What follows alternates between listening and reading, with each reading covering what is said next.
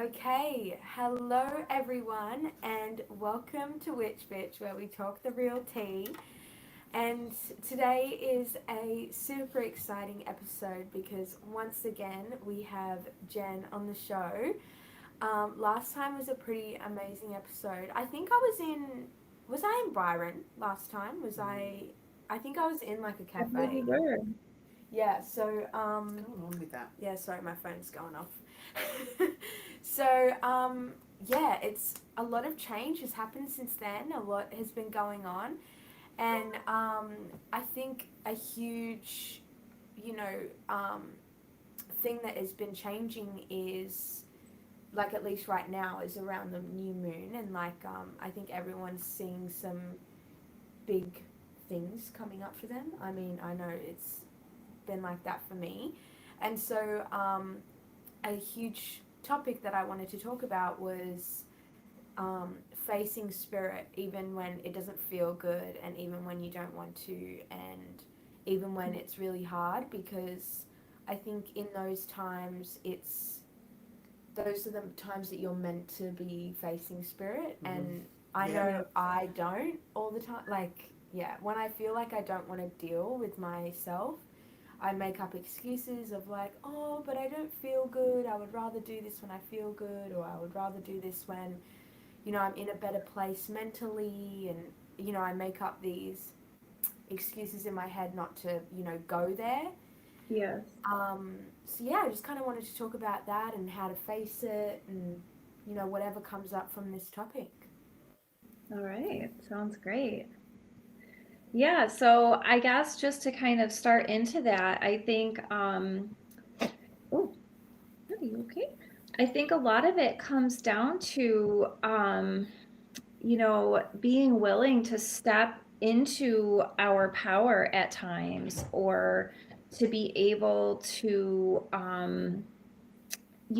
generate the courage to take a step in a direction that maybe otherwise we might not have.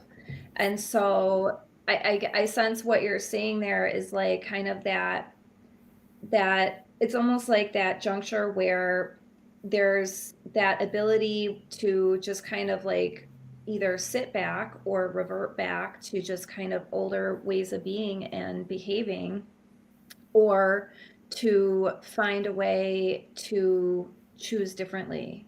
And I think that, it's those times that where I'm moved by spirit the most deeply is where it really feels like the only option. Like where I know I'm really truly being moved by spirit, there's such a um it's not even a sense of ease. It goes beyond a sense of ease.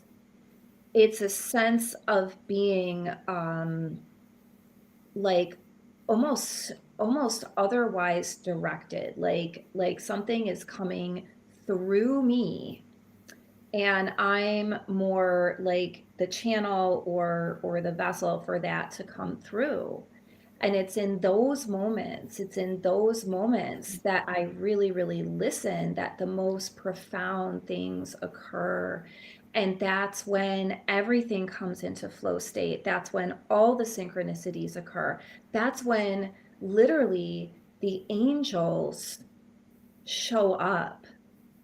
And so I think for me, one of the things that really is coming to the prominence of my mind that fits all of those criteria and more is my recent foray into the work of palliative care and hospice work. And it's been a really beautiful evolution and a really incredible story. And I actually was blessed to be able to share this element of my personal experience during a staff meeting at work well, I guess it was actually a couple months ago now. Um, and it was like shortly after this opportunity arose. And I think it's really important to kind of trace the thread here into how deeply I've been called to this work. And wow, yeah, like So you guys, this work, I haven't really talked about it much, but this work, this is something that I am deeply called to do, and I'm being called forth right now. And there's a lot of these elements of this courage that needs to be, instilled and cultivated and mustered up and employed and the whole thing, because it it it basically necessitates opening yourself to allowing spirit to come through. And so for me, I've never really been afraid of death as long as I can remember. Ever since I was really little, the idea of death, talk of death, the idea that I might one day die, like none of it ever really bothered me the way that I noticed it bothered most everyone else. And so I always kind of thought that that was curious. I also just kind of, yeah, just had a general comfort around the idea, and the way that some individuals get so freaked out by mortality and death and the idea of their own death.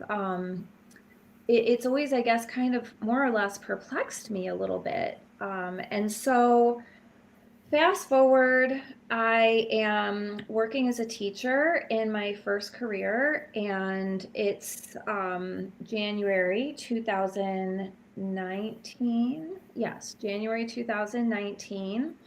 And I'm watching an episode of Oprah's Super Soul Sunday. Now, I don't know if you guys are familiar with Oprah's Super Soul Sunday, but I think everybody knows Oprah, and I don't know about you, but I love Oprah. She's actually one of my many inspirational women that I look to. And there's this one video, such a gem. It's about 2 minutes in length if you get the truncated version, and it's called "There Are No Mistakes." Yeah.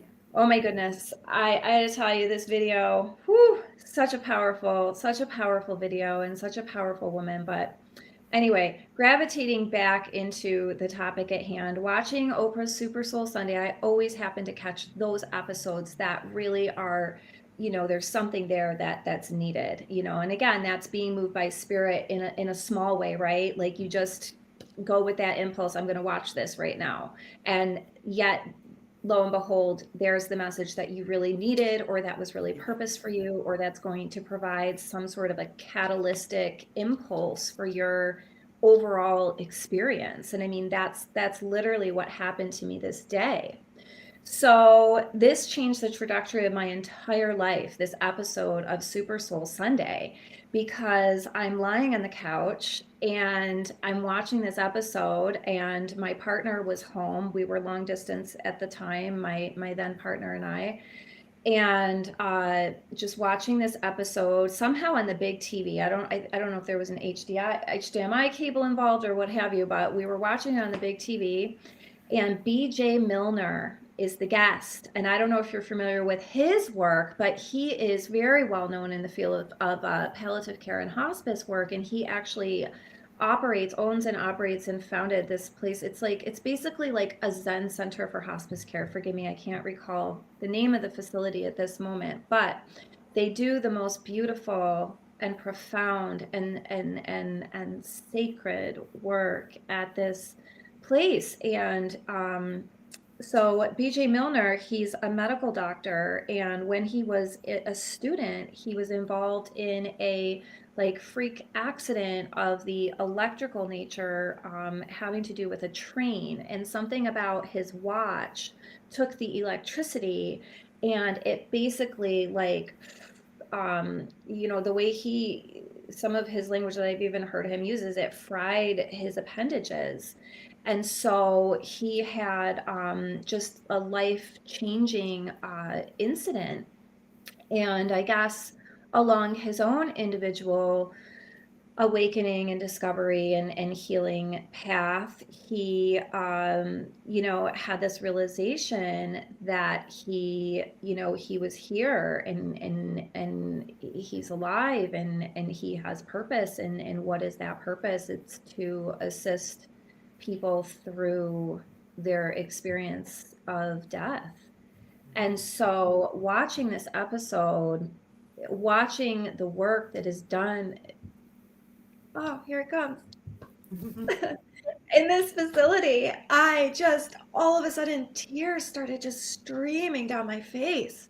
And I'm like, oh my God. And my partner at the time was like, he couldn't believe, I mean, you see it now in real time. He couldn't believe how overcome with emotion I had become, like just whoosh, just come right over me. And he was like, "What's going on? What is it?" And I'm like, "I really want to be a counselor. I've wanted to be a counselor for so long as I can remember." And so I'm telling him all about like all these other things along my path that it kind of pulled me towards counseling. And I'm thinking to myself, surely through counseling, I can achieve this end that I'm seeing here, this end of life counseling, transition counseling, so to speak. So I thought to myself, wow, that sounds really incredible. Like I was so overcome with just this sense of like gratitude and relief and expansion and inspiration and awe. And it was just so invigorating, even though the tears were streaming. And my partner at the time said, so I'm going to like expose a lot of people here, but we're going to do it anyway. He said, "Do you think you could get your parents to agree to what they offered you a couple of years ago, where they said that they would pay for some classes for if you wanted to do another like master's degree?" And I'm like, "I don't know, maybe I could talk to them." And he's like, "Listen, if you can get them to agree to pay the tuition like they once discussed, and you can get the loans to live on, I'll pay the mortgage on the house for the duration of school, regardless of what happens between us." Because again, we were long distance at the time, didn't know what was going to happen, "and incidentals. And all you'll have to do is work part time. You can sub for income." Mm, Now, beautiful. Oh, That's, wow. I mean, this is like such a huge example of like breaking the stereotype of the male and like and gender roles, because like men, when you tell me that, what came to me was like, I would love my partner to support me in that way. Like how beautiful is that? Like that he really masculine role, Mm. and not in nothing to do with the label of that, but just the support, allowing you to be free and to explore, and that's just beautiful. And also yeah. that spirit opening the way. Definitely. Yes. Yeah. Yes, yes, yes. So, okay, so just quick side detour to the lights on my path that directed Yeah. me towards this particular master's program and not any other. So, a couple days ago came up in memories from a year prior, March 2018. I was checking out another setup at another school. Now, little did I know at that time, that school lost their accreditation right when I started at my school. Mm. That wouldn't have worked. Well, there were lights on my path directing me towards this program. I had talked to a few counselors at my home school district, at my first district where I taught for many years.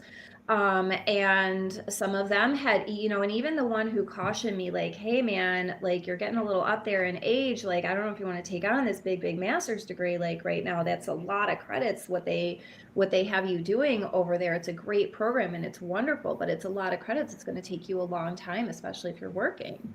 And so it's important also to note within the context of my story, my system does not handle being overextended. in terms of like my output. And so I have to be, so this is part of why I really operate under the compass of health with my patients at work. It's because I need to be fully resourced in order to do any of the things that I do, but particularly when it comes to uh, following that call to spirit. And so anyhow, we have this whole understanding I'm gonna try this school thing. So I had these lights on my path, several people along the way, and the most recent one had been in October. It was a gentleman named Joe. I'm still friends with him on Facebook, loosely connected professionally. He's a school counselor.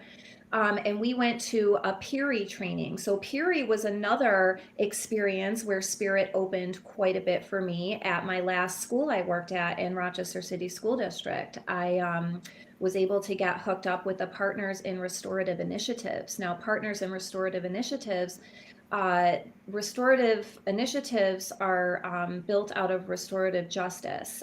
So, for instance, if there's wrongdoing, harm done in a community, they try to repair and restore the relationships in the community, the threads of the community. So, let's say kids vandalized a store owner's shop and like broke the window and put graffiti.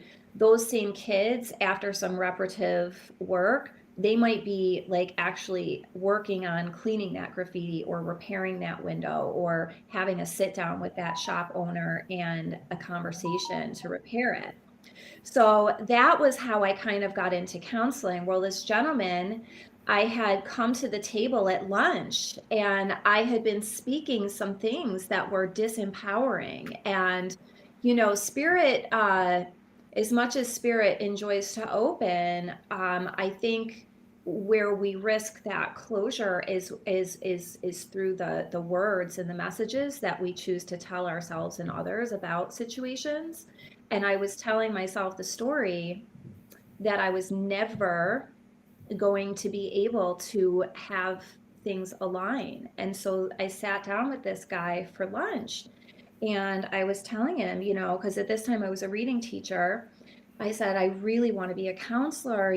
Tell me about your program. Did you like it? I've been looking at the program at Brockport, and he was talking to me and he's like, yeah, he's like, wow, yeah, you should really follow that impulse. Like that's something, there's something there. And I said, yeah, I said, but I know my body and I know my system and I know I can't work full time and, go to school full time. I won't be able to do it. And I'll never be able to have enough money to do it. And this guy right then and there, like spirit was working through him. He was definitely a light on my path. He said, not with that attitude. He's like, first of all, he's like, you need to just believe and see that things are aligning. It already is. They already are. So he was the first person to kind of plant that seed. That's language I actually use with my patients as well.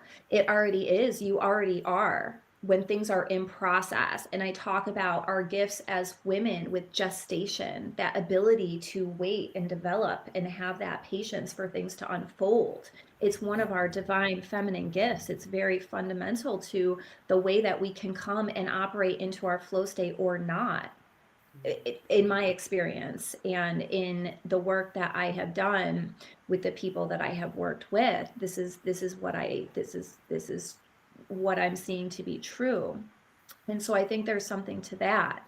So this gentleman said, just begin to believe that it will align. And that was October. And then this happened in January where things started to come into alignment. So I apply for the program right that minute on the laptop computer. I do the whole process. I'm accepted. I interview. And I go into district office in June and I resign that teaching position. And these people looked at me like I was crazy. And the lady, she was like, you can't just sign this job away. She's like, you are going to get tenure a year early because you already had tenure and all of your reviews are good. And how could you do this? There must be a loophole. And I knew that there wasn't. She left the room, she checked, and I was so pleased. That's the word. So pleased to sign my name on that paper and slide it across the table and know that indeed I was choosing differently and I was taking like the biggest risk I've ever taken. And so fast forward once again, I've now come through that school program. I finished that chapter, and out of the blue, somebody messages me, a friend from middle and high school, and she says, I know somebody who's looking for somebody who can perform Reiki in a hospital setting. Are you interested? Mm. Wow. That's so Yeah. that's so big. And it just like shows that when you know, face your fears and you do what you're feeling called to, when you break out of the story of your fear and of, whatever voice is telling you can't do it, when you just like go beyond that and just walk the path anyway, to see if the voice is right, to see if Yeah. if this doubt is right, like, can I do this? I don't know, but we're just gonna walk and we're just gonna see what happens. um, Yes. Things like that, just it just happens like that. It really does. I mean, thank you for sharing that story, because Well, it gets better from there. oh, That's kind oh, of it's like not the even midway, finished. and we're not even culminated yet. Yeah, wow. That Well, this is where it starts to unfold into how it's the whole call of spirit and how that unfolds when we listen to each moment of those calls. I don't know. Do you want me to keep going? I think I can bring it to a Yeah. close quick. Okay. yeah. So I get this message out of the blue. So my first thought reaction is, of course you want to do it. Oh my God, yes. It's a yes. It's a yes. It's a yes. But then, but then, the little doubt creeps in, right? And so I start typing back about, like, I'm going to say something like silly, like, will I have to wear a mask? And I catch myself and I'm like, wait, I know this. This is the voice of doubt. This is the voice of not wanting to come out from behind that wall and be seen. This is the voice of being afraid to step into and utilize the gifts that I have, developed and cultivated and been discovering and exploring within myself and around myself. And I recognized, like, no, no, no, that's not the response. And so I instead posted just like, oh, yes, please send along my information. I look forward to hearing from her. Same thing when she was going to get back to me. And I didn't allow that doubt to creep in that time because I felt it coming and I was able to kind of recognize that. So I trusted. I decided consciously that I was going to trust, because that's the other key that I've learned when it's really tough to answer that call to spirit. Sometimes it's like taking that great big leap of faith, literally, and just trusting that it will be okay. So I decided in this case, like, this has been a long time coming. So I want to point out here, this is now January 2023. 4 years later, 4 years to the month of having seen that episode of palliative care to getting the call to do the work. So everything comes into alignment in the most incredible way as things get closer to this event. I literally, ladies, was escorted in and out by angels. And I truly, from the bottom of my own spirit, believe that. Arriving to the hospital, I somehow had misfollowed the directions for the parking garage. I was in the garage opposite the complex. So I was on the other side.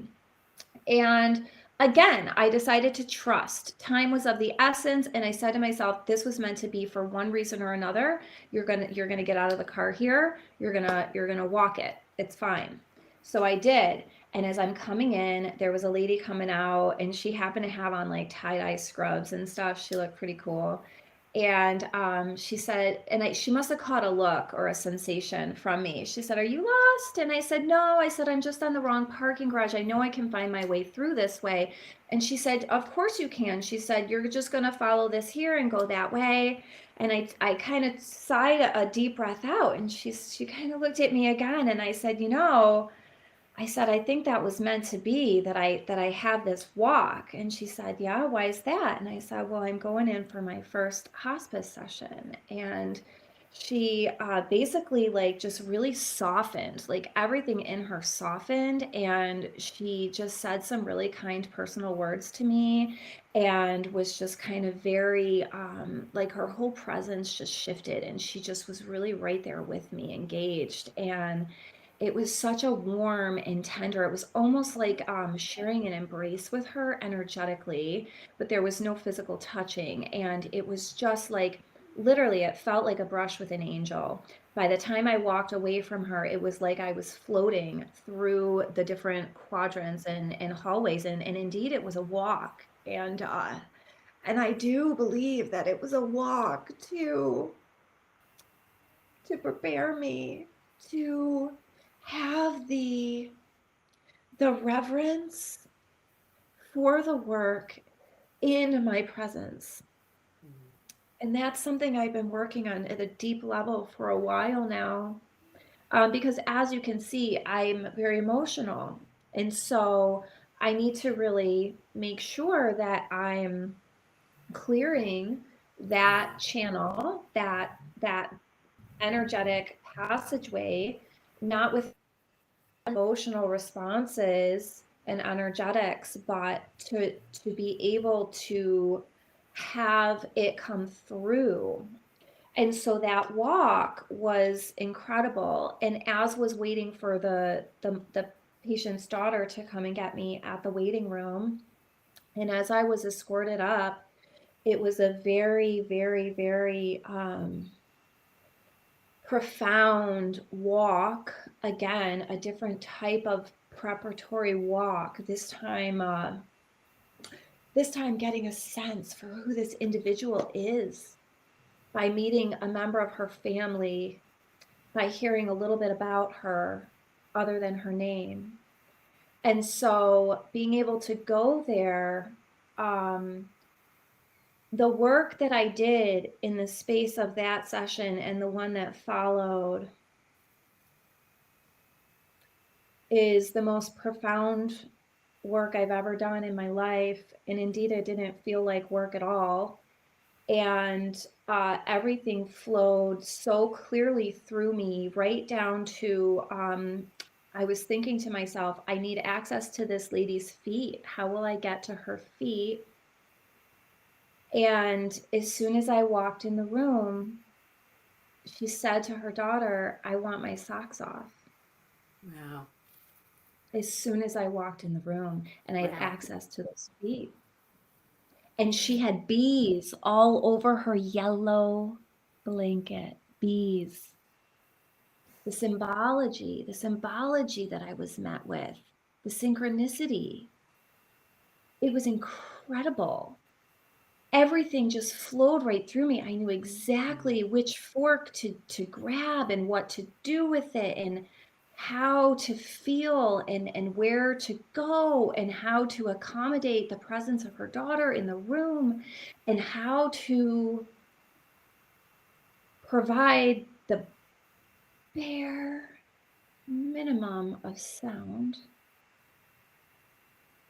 And it was just incredible. And she was asleep for like 2/3 of the session. And the minute she woke up, the first thing she said was, "When is Jen coming back?" Wow. Jen, can I just say something here? This Yeah. is the perfect calling for you. The perfect calling for you. Yeah. Like I can just the way you talk about it, I'm in the room with you. I'm feeling everything because my dad had uh, uh, had in the States it's called ALS.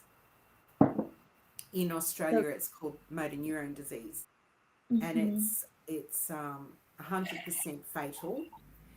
There's no cure. There's a small amount of treatment, but basically game.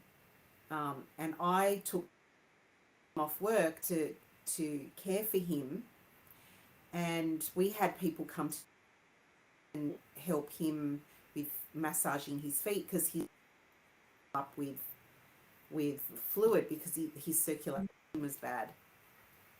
And there were certain people that would come and you wanted them to be there, forward to having them there. And these are the moments of his life, which was part of the reason why I wanted to be there to help him and care for him, was because I wanted to spend that time with him before he passed.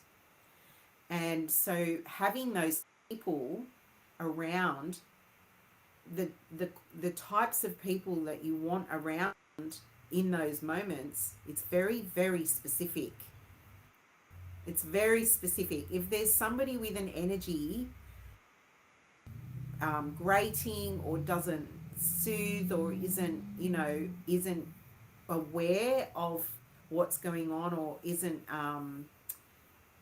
Loving, yeah, or nurturing. soft, like they're not, present in it, and they're not aware that how it is for the family and how it is for the person.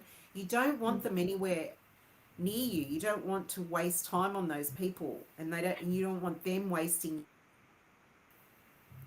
So listening to you speak about being the channel for spirit, and knowing when to have a soft voice, and knowing all of those things, and that you needed to touch her feet, things like that, that stuff is so like, people who haven't been in the situation might be listening and thinking it's not a big deal, but it is a big deal for the people involved. All of those things are very, very important. Yeah. Well, and it is in that soft voice and that tenderness. I mean, Tenderness, that's it. That's the oh, I, word. I found myself just like, just kind of like stroking her very soft, Mm, you know, and that's part of what just came through. yeah. And it just happened. And I like literally I found myself doing this and I'm like, wow, okay, this is happening. And as part of Yes. this is yeah. I It's mean, what she literally, needed. yes. And the second session, oh wow, did gifts come online that I never even knew were there. Gifts of my own that I've never experienced, that have never come through yet. Ooh, for the first time, I had like two really big, huge things happen for me. So that was incredible as well. But as I mentioned that first night, not only did I have the angel walk me in, I came out and I was like kind of like almost in trance state. I was just kind of like, wow. It was like a bit ethereal and a bit surreal, like all at the same time, like a bit floating on air, but a bit too grounded for that. Like it was wild, like a bittersweet, energetic presence. Like it was so wild. And this guy, I come out and I was so like, like from whatever happened. I'm standing in front of the staff elevator. There's literally like 5 signs, and it all says like for staff, for staff, for staff. Literally standing there. I push the button. I'm like standing there, and this guy comes from behind, and he's like, just kind of like waits there for a second, and I turn around and I say, "Oh my goodness, I'm in front of the staff elevators. I didn't even notice." And he's like, "Miss, where are you parked?" And of course, that's the question. Where are you parked? Because remember, I parked at the wrong garage. Okay, that's not just a coincidence. Where did you park? So I tell him, and he's like, "Oh, that's the other side." He's like, "I'm about to walk you out." And I said, "No, that's okay. I'll just go through the alley." No, no, no. I'm gonna take you down. So this gentleman gets in the elevator with me and he starts talking about his whole day and taking care of all of his cats and cleaning out his tropical fish tank and the things he ran into while he was doing that and talking about all of his plants that he rehabilitates and da da da da da da da da, right? So we're like bonding, me and this guy, like we're totally just having like this best experience. It's like we're friends and we haven't seen each other in a long time. We're walking down and we come to the end of our little journey together. So these walks, you see what I'm saying about these walks?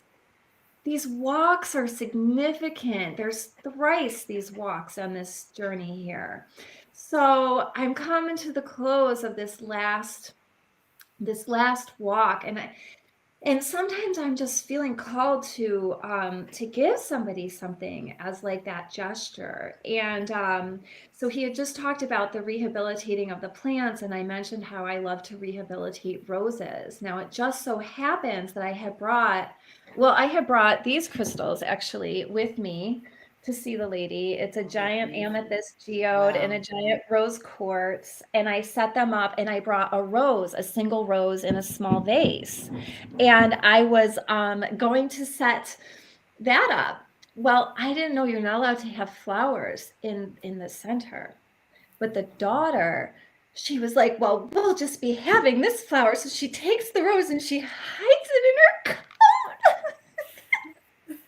We snuck the rose in. Now, I shouldn't be joking about it because there's probably a reason. Now, I will say for sure, I did not bring a rose the second time. But since we had the rose the first time, here's one of my rehabbers now. I rehabbed her last night. Beautiful. She's doing well.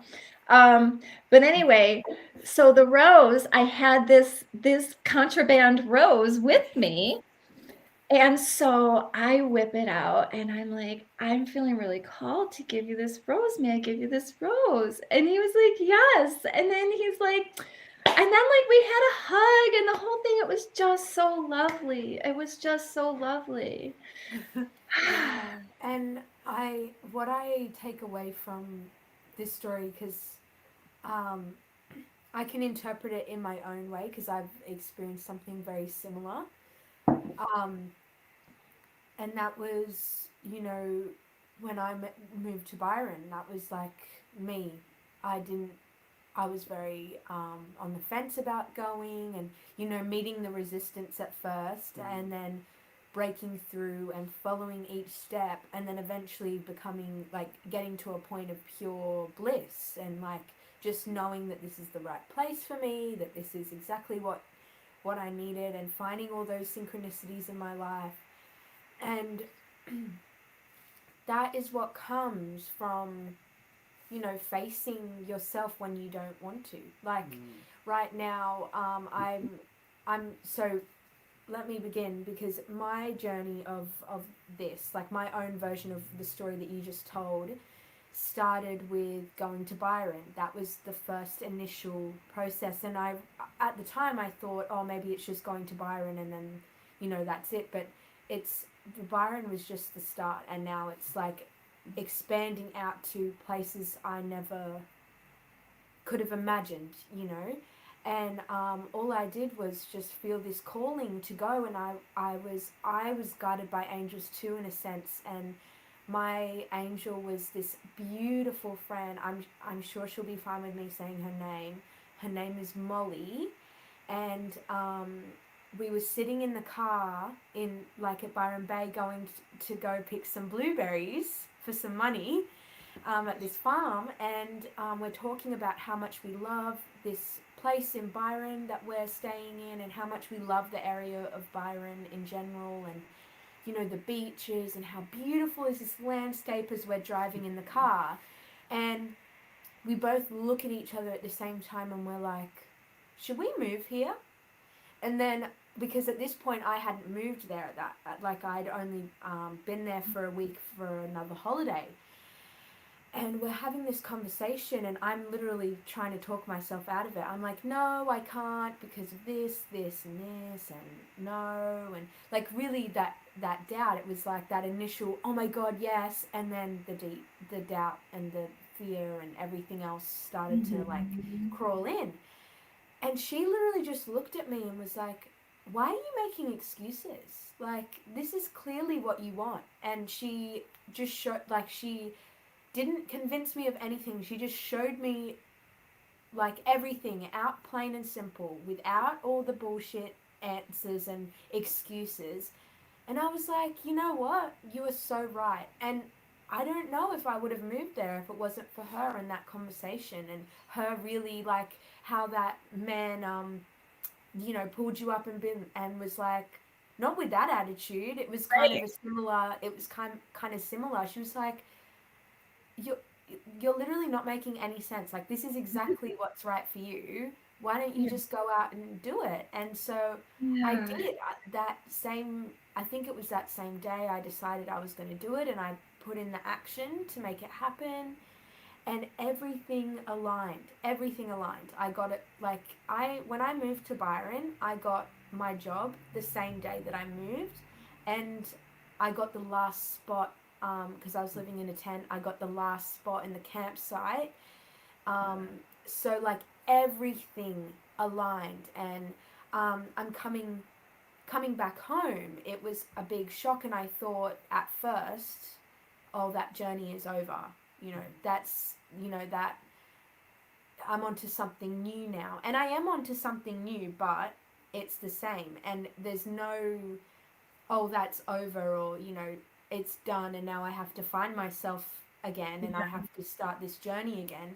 It's all Yeah. still there. And all I have to do is trust. Like, I had a friend who came to visit me, and she's from Canada. She lives in Canada, but she spent the last 12 months traveling Australia and traveling Asia as well. So she came to visit me as she's flying out of Sydney Airport, and she was like, I need somewhere to stay for a few days. And I was like, come stay with me. And she, she's such a beautiful human being that we ended up talking about me coming to visit her in Canada.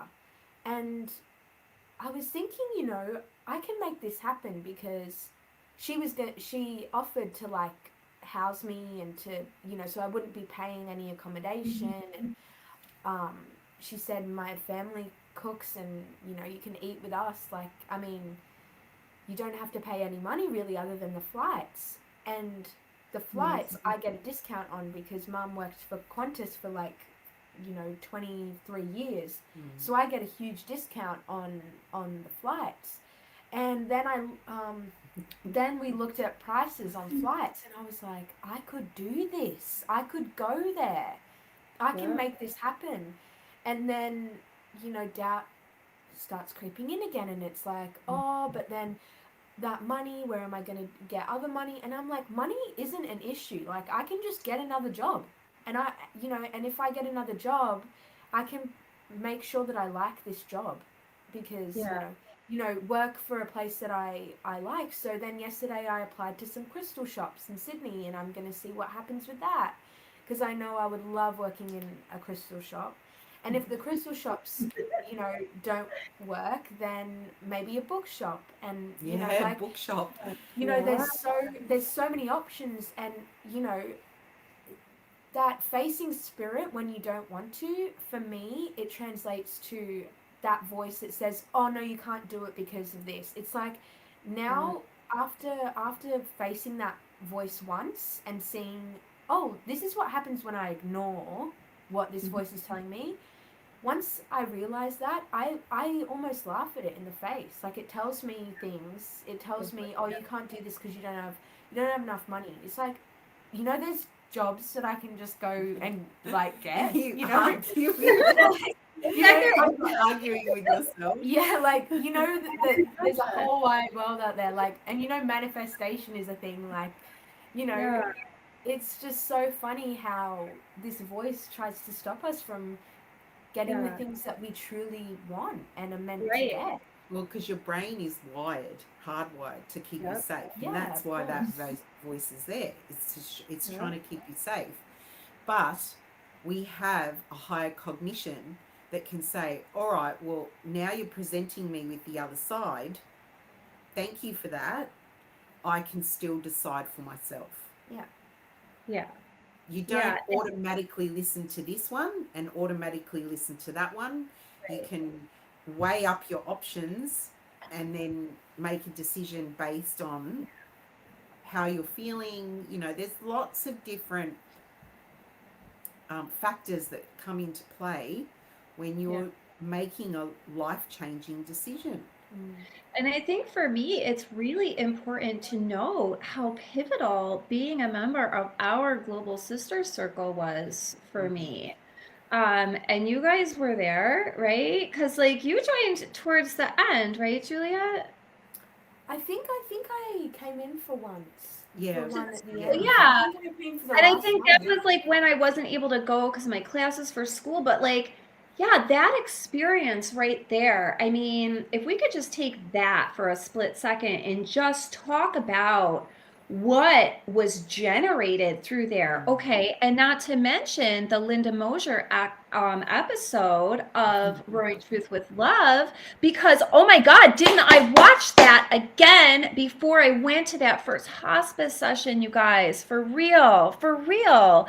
And that's the truth right there. That day, literally watch that again just for her vibes, if anything. I had to get me some of that Linda-ness. It was lovely. And just being part of that women's circle, I really, really am deeply called to start a circle, like an in-person circle. I've even considered like opening up my home space, like literally opening up my home space. You know, we could have like some fondue pots going and that would you be know, awesome. fresh fruits and like, you know, the whole thing with sound and like, you know, when I have my gong, I'll have my gong. It'll be amazing. But no, seriously, I'd love to do that because the sisterhood, the support that really does help each one of us to cultivate more courage because it's that communal strength that you generate. It's not just one. It's like the pencils because we live in the United States, right? Because we talk about the Union and the Confederacy and the pencils are the 50 states and if you have, you know, all these states, you can't break it. I So love it's like that. a very standard history lesson in the United States with the pencils and you can't break it, but it's so true Yeah. when as women, well, as any people, but I think particularly there's a certain strength to be harnessed when women come together Yeah. and the empowerment that occurs for the self and other. It is just absolutely incredibly powerful. And so it was that experience that had me come out and be seen enough to develop my online community, Yoga with Jen. And now Yeah. this friend from high school who reached out just happens to be a friend where I ended up doing a one-to-one restorative yoga session with her through that group. That being a part of Sister Circle in part helped me to cultivate the courage to actually venture out and do. Now, I'm not saying she wouldn't have reached out to me about the hospice thing had we not had that time, but that was some intimate time that we shared doing restorative yoga, just the two of us by Zoom. And who knows, maybe that really did have me leap into her mind that day when she saw that Facebook post that they were looking for this Reiki practitioner Yeah. Yeah. because she You didn't even touched know her in a what I'm. way, you touched Yeah, her in a way that your energy got into her through that restorative yoga so that when she saw the post, she was like, that's Jen. That, you know, it was like Jen's energy would be good for that. And that's how spirit works, isn't it? Yeah, it's It's, like an interchanging yeah, and ever. the tendrils kind of like yeah. go out like this. It's so And beautiful. and I have a story about that actually, very, very Yeah. quickly. It happened to me yesterday at work. Um, a new girl came to help out because we were short staffed, and she was from another store, and she came in, and first thing I met her, first thing she says to me, she starts crying, and she says, "I'm so depressed." I don't even know this person. I didn't know her, and she just saw me. Oh. she saw me and she just started crying and said, I'm so depressed. And I Mhm. went, oh, darling, like, you know, and I kind of gave her some words of encouragement. And then about 2 hours later, I ended up going on a break, and she was with me on the break, and she Mhm. just broke down. Mm. And she told me her life story. How old is she? She's my age. Oh. She's my age, exactly my age. And she just told me everything. And I don't know why. Like, I'm still processing what happened. And I have done some work on myself and with other people about holding space. And that women's circle helped me with that. Like, my journey since my dad to now has helped me with all of that, holding space for people and hearing hard things come out of their mouth, because it is very, very confronting. There was Mhm. somebody else in the room when she broke down, and they actually left the room because they Oh. couldn't handle it. Yeah. Yeah. Anyway, so she told me this whole thing, and I just I just said to her, I hope you're okay if I just sit here and listen. And I think I touched her one time. I touched her once because I could feel that she needed my Yeah. hand on her shoulder. And by the end of the shift, she came up to me, she hugged me, she said, I feel so much better. I mean, this woman admitted to me that she felt like taking her life. That's how bad it was.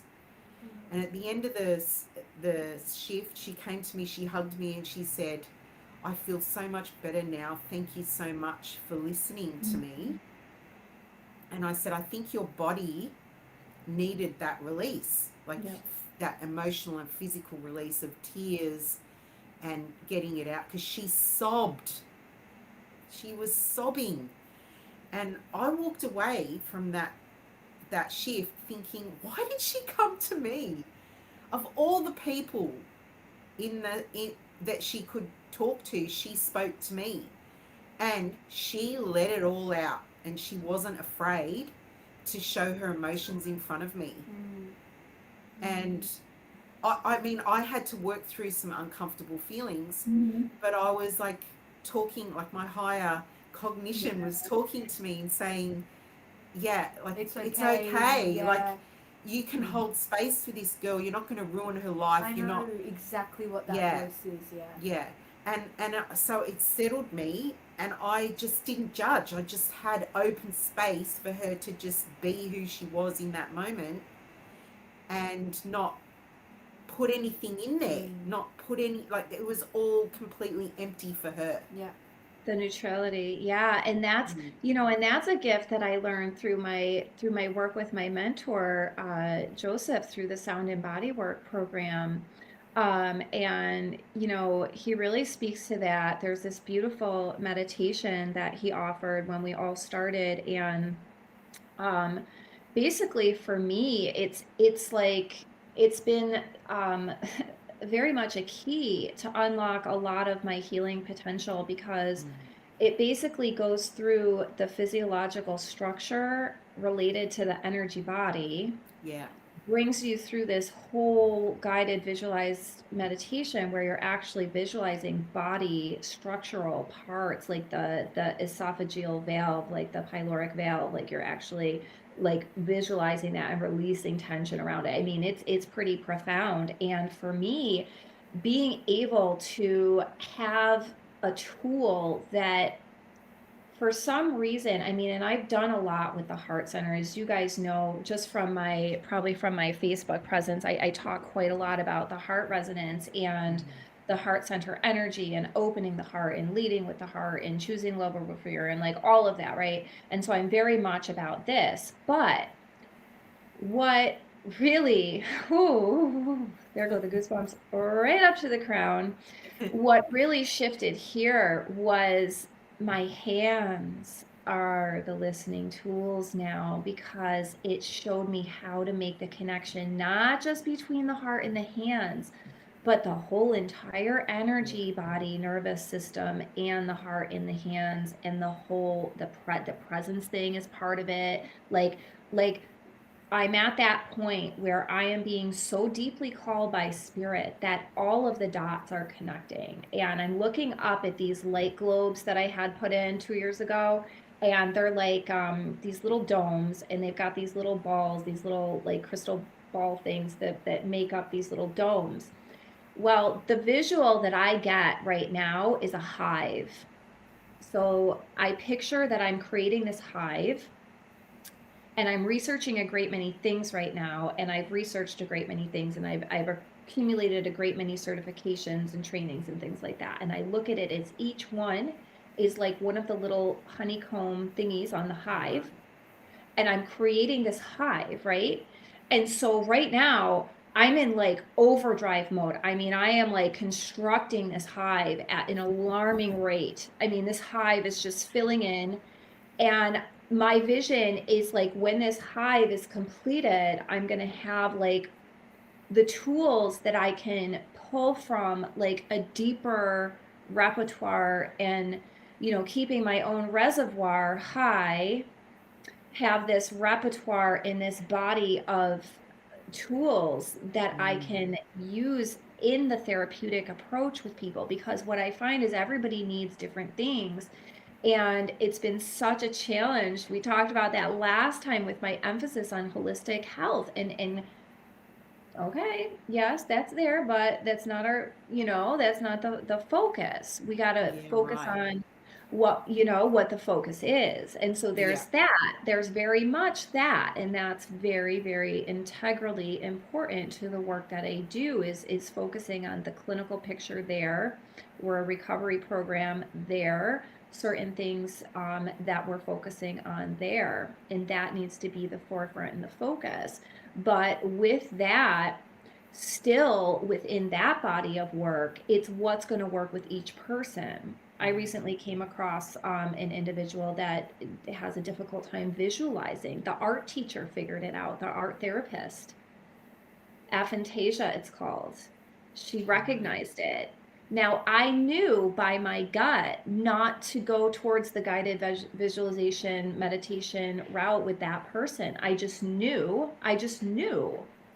I didn't fully know why that it was like this, doesn't matter. Yeah. That's not what I drew from for that person for my own reasons. And it turns out, yeah, yeah. So, but you have to have a body of things that you're able to draw from. And the work around shame, because that's what drives that little voice, that insidious little voice of doubt is actually driven, in my case anyway, by the past experience of shame, and kind of like what I've come to recognize is this very ingrained fear of experiencing shame. Yeah. And so I'm constantly trying to like pull from the source, like the plugs that are connected to the shame box. Yeah. I'm deactivating the shame box. I'm like yanking out all the connectors. Yeah, Yeah. yeah, yeah, yeah, Get yeah. those things out of there.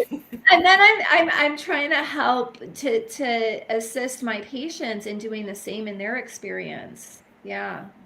Powerful work. Going Yeah, that after the is very powerful. Yeah, extremely powerful. Shame is such a Debilitating. yeah, it's really it's um it's a sneaky little bugger, isn't it? Shame kind of lives in places in yourself that you don't even know it's there sometimes. Yeah.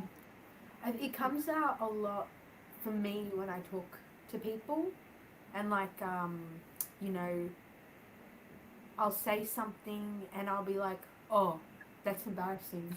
Oh, like, oh, I can't believe I just said. And like, I look at what You're I just being said, yourself. and I'm just being like, I'm Yeah. not saying anything, Yeah. that's worth this reaction. But It's like, you just know what it is? comes. It's I think with you, Juliet, you have this beautiful innocence about you. It's like Yeah. it's a purity. She has a purity when she speaks to people, and she says things that are from the heart. And I know because I do it too. She says things from the heart that can but it's all about them. They're taking it Yeah. She's not giving it with that energy, but they're taking it with this energy that it can be like twisted Like or you're an idiot. yeah, yeah. Like the amount And of that's times. got nothing to do with No. her. It has everything to No, do with the way I they're receiving it. I was thinking about this last night, and just quickly, I feel called to mention this. Yeah. Is you know, there's been times where I've talked about the world and my hope in the world. Literally, I've been talking Yeah. about, oh, I have faith in humanity. Basically, I mean, I'm talking more deeply than that, but that's really the the gist. underlying thing of what I'm saying. Yeah. And they look at me and they're like, you're an idiot. Like how can you have hope for humanity? or like, oh, don't worry. One day you'll learn. Like they'll say it like that, like little child. Like one day you'll see. Uh-huh. And you know, I never feel shame about that. Okay, but that is a big theme. And you know, when I talk to people, it's like they see my perspective, or I think my purity as something to be naivety, like, maybe, yeah. and like I'm a It's like something to be learned out of her. yeah. And Yeah. sometimes it does Woo, come with yeah. shame, you know, I really like struggle with that. yeah, sometimes it comes with shame because, you know, most of the time I have a higher perspective and I'm like, I feel sorry for them that they view the world like that. That's usually where my perspective comes from. But then there's times where, you know, it's like, oof, Comes out of that the blue. one, that one hurt, that one stung. Well, and the energy of not being taken seriously too. I had a big breakthrough two summers ago. I traced one of those back. I was at a professional meeting. Well, not a professional meeting, like a school related meeting. So kind of professional because it was for professional schooling. And it was a look on the person's face. Did me in, ladies. Did me in. And for 5 days. Now this was like, well, I guess it was like 3 years ago. But for 5 days, I'm in a funk. And I had to Right. trace it back.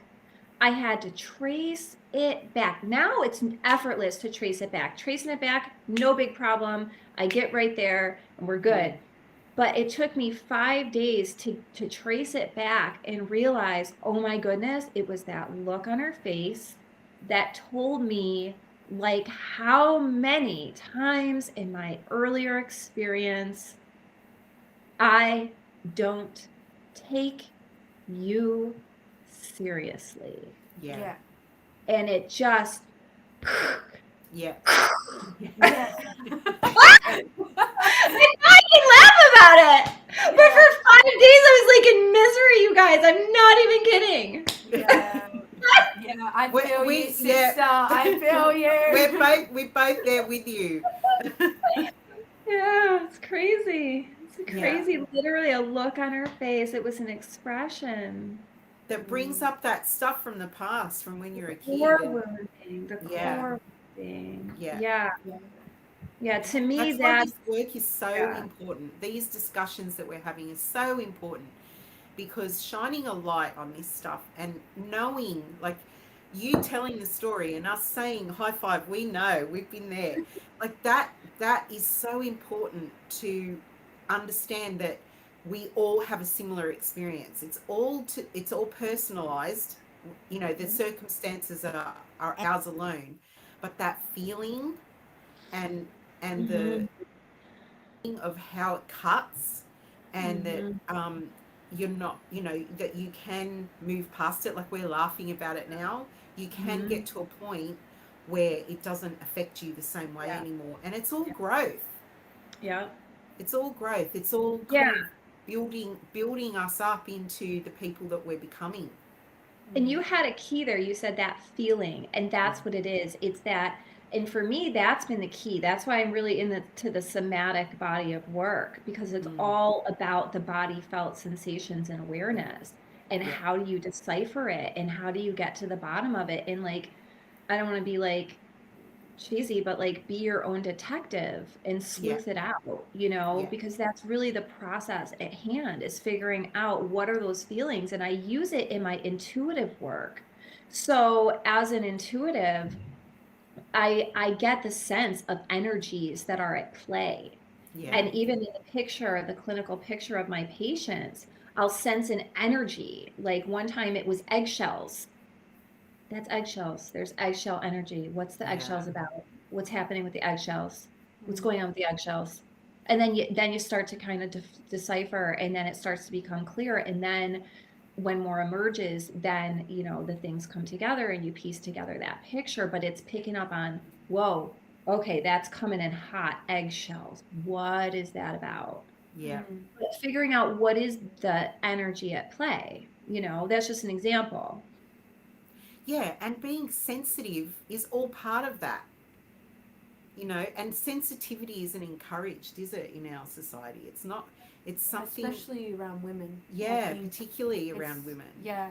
And Mm. you need to have that sensitivity to be able to pinpoint That's those why things. that's why women were like on this earth is Mm. for specifically for our intuitive nature and our sensitivity and our love. Like that's why we're here. Like Yeah.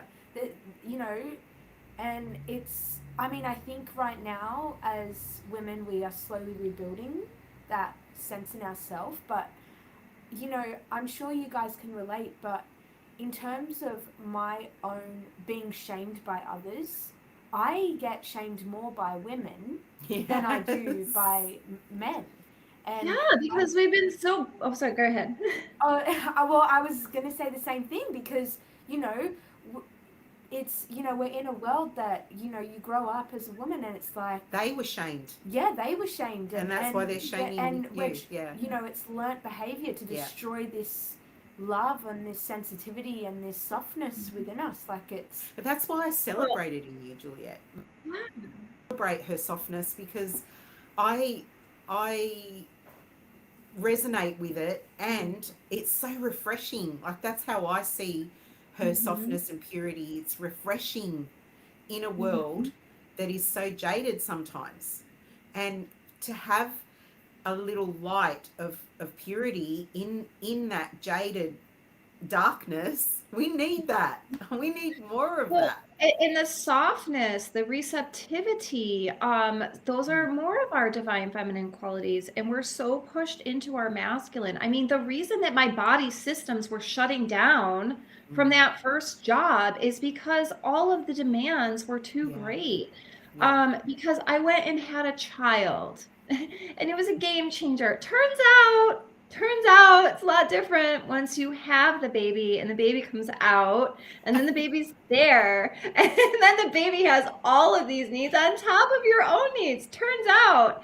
And also you still have to do all the same things at work while caring for two people instead of one.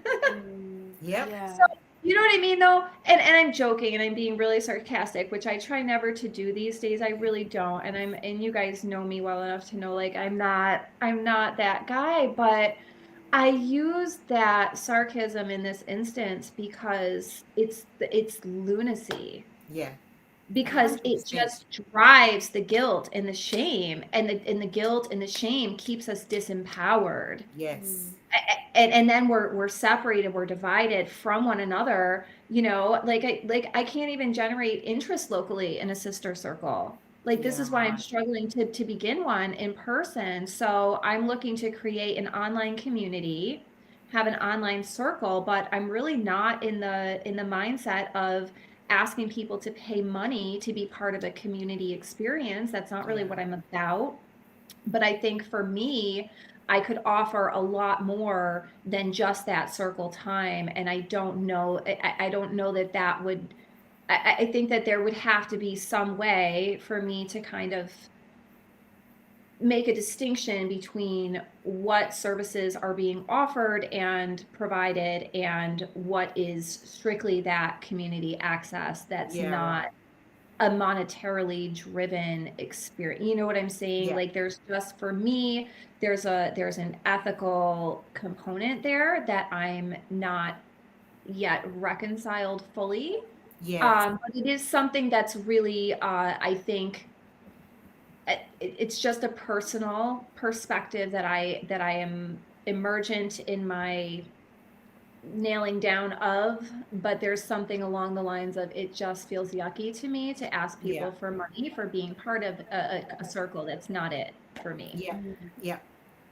Yeah. So we'll see what happens. Yeah. Well, count us in. Yeah, count us in for sure. Yeah. We'll be there with bells on. Okay, I'm conscious of the time. We're nearly 10 minutes over. Yeah. Oh my goodness, I'm so But sorry. Jen, I didn't you'll even look- come back, won't you? You'll come back another time, surely. Of course. Yes. Yes, Awesome. yes. And I love to talk about the sacral chakra.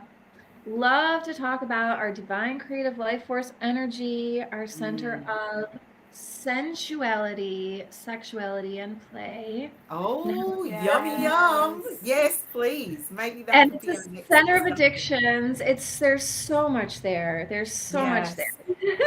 Yes, please. Oh, I would Yeah. love that conversation. Yeah, let's do it. Okay. Ma, love you, Jen. Love you Thank too, you. ladies. I wish I could see you both all at once. See ya.